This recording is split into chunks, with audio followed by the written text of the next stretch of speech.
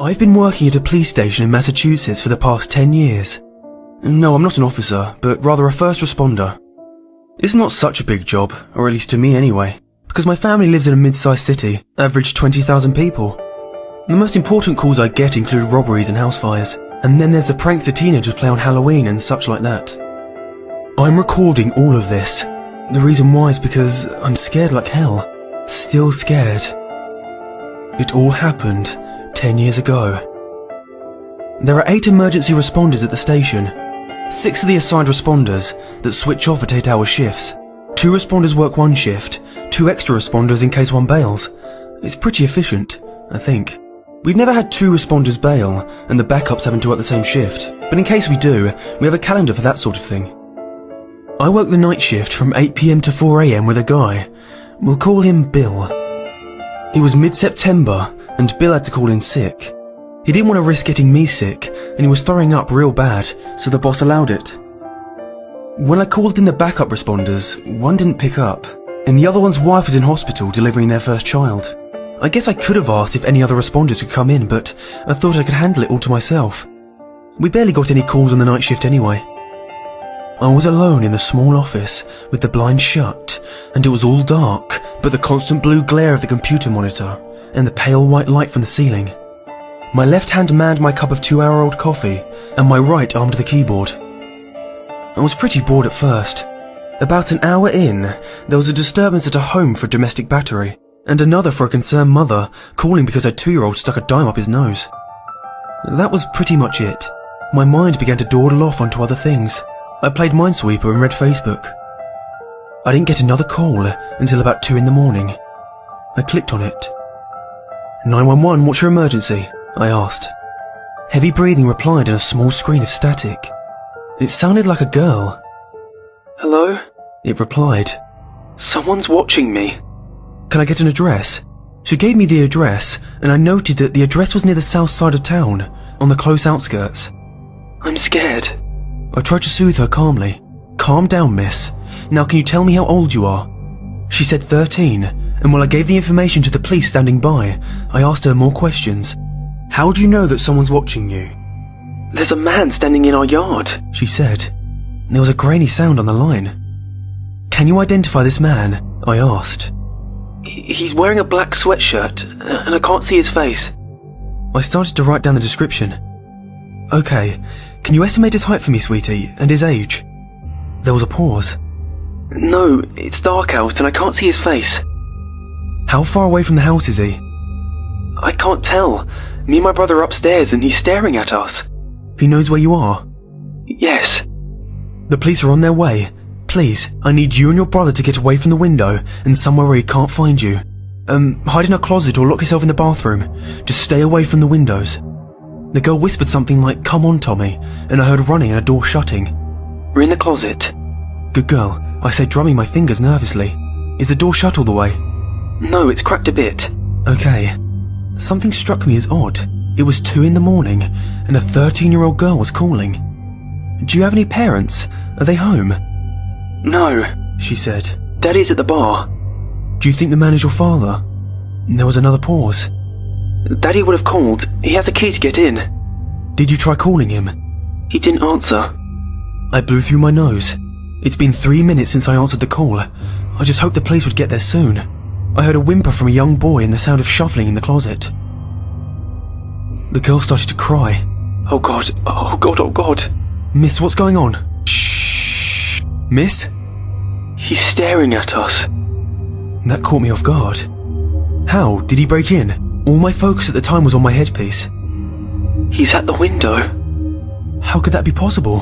They're on the 2nd story. Did he climb something? Is there a ladder or a tree near your window? Nothing. My palms were sweaty. Where were the police? This was starting to scare me. Can you see his face? Is he looking at you now? She coughed tears into the phone. His face is dark. I can't see his face. He's just standing there outside my window. How can he be standing there if you're on the top floor? I don't know, she whispered. Please help us. The police should be there soon. Be strong. Can you be strong for me? Yes, sir. The next thing I heard was the sound of glass shattering. and a mix of screaming. My blood ran cold. Miss, hello? Are you two okay? Hello? He's in the house. Is he moving? No, just standing there, staring at us. Can you identify him now?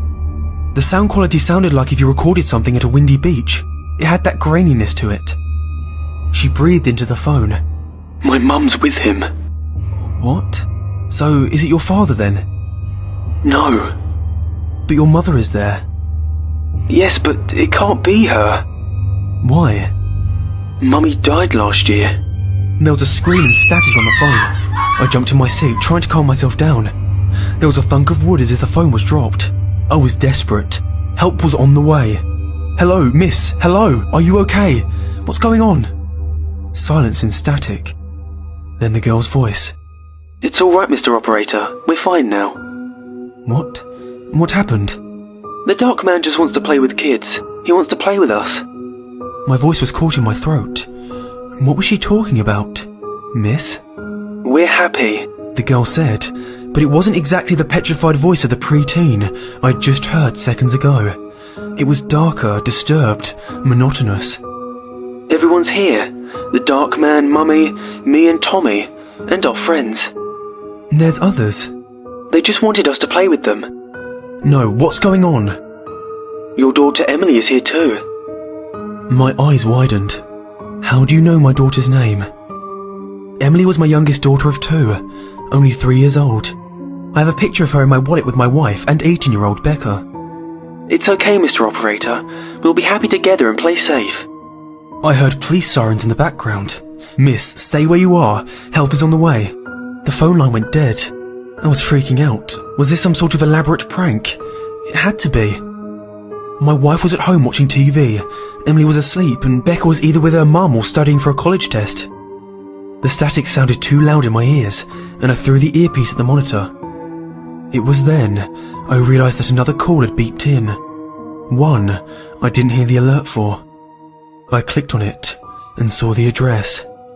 My house. At the station, all of our calls are recorded until the call ends, so I was able to bring up a recording of the call. It was the house phone. I played it. Dad! I froze at Becca's panicking voice. Why aren't you picking up? I'm in the bathroom with Emily. There's a guy in our house and I think he's standing right outside the door. I think Mum's dead.